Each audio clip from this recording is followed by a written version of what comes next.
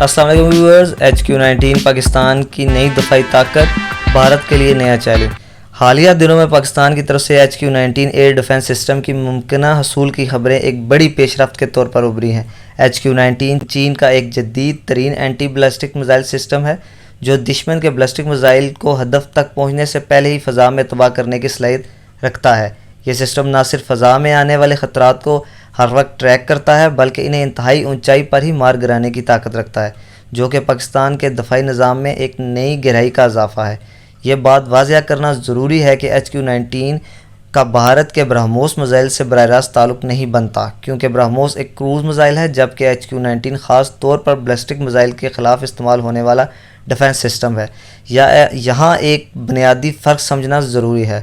Ballistic missile زمین سے launch ہو کر خلا میں بلند ہوتا ہے اور پھر کشش ثقل کے ذریعے دوبارہ زمین کی طرف گرتا ہے، جبکہ کروز میزائل زمین کے قریب پرواز کرتا ہے، جیٹ انجن سے چلتا ہے اور مسلسل اپنی سمت برقرار رکھتے ہوئے ہدف کی طرف بڑھتا ہے۔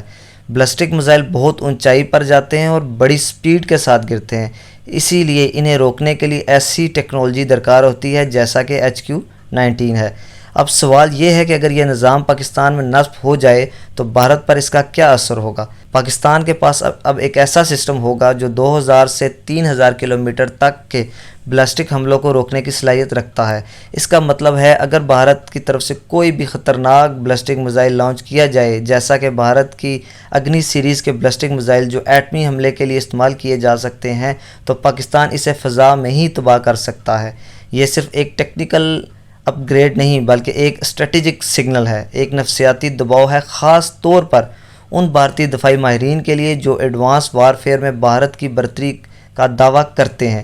HQ-19 صرف میزائل کو نہیں روکے گا بلکہ بھارت کی طویل فاصلے والی وار پلانز کو بھی ری تھنک کرنے پر مجبور کر دے گا۔ پاکستان کا یہ فیصلہ خطے میں دفاعی توازن کو برقرار رکھنے کے لیے ایک مضبوط کوشش ہے، اور یہ پیغام بالکل واضح ہے: ہم تیار ہیں، ہم جدید ہیں اور ہم ہر خطرے کا سامنا کرنے کی صلاحیت رکھتے ہیں۔ پاکستان زندہ باد۔